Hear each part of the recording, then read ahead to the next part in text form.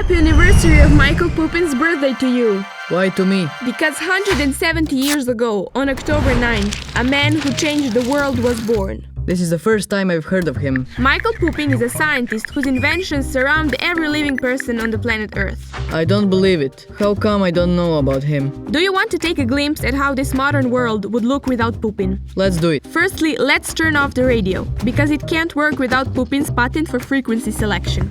Okay, that didn't hurt. But it did hurt much more that time you broke your arm. Did you know that it would be even impossible to use the X-ray in medicine if there wasn't for Pupin's invention of the secondary X-ray radiation? That was painful indeed. Go on. For example, he influenced the drawing of new national boundaries at the Paris Peace Conference after the World War I. Due to his reputation, he advocated that the kingdom of Serbs, Croats and Slovens receives numerous territories, among which one was Bled. This is why he was named an honorary citizen of Bled and why his monument is there. Whoa, he was a superstar. Speaking of stars, Pupin was one of NASA's founders. Now you are making things up. Wait, that's not all. Pupin had 142 basic and analog patents. Now it's the time we turn off our phones. Why phones? Since you didn't know, of 3 main devices in the phone, 2 are Pupin's patents. This applies to all telecommunication devices, including the ones in satellites. Without Pupin, the phone networks connecting cities, states and continents wouldn't exist. Wow, how did he make all that happen? His first teacher was nature itself. Michael Pupin was born and raised in Serbian village Idvor. The school that he had never forgotten was grazing of bulls in the summer. They went grazing at night, after the heat of the day had long subdued. While tending the bulls, from as common people as shepherds were, Pupin learned his first lesson on sound waves and telephony.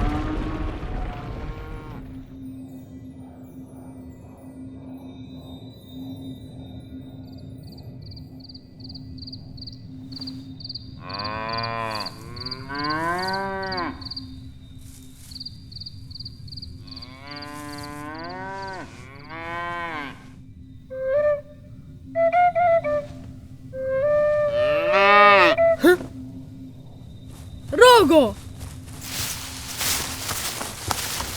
Rogo! What are you doing here? Go back to the meadow! Cornfields are dangerous! You don't know who cattle rustlers are!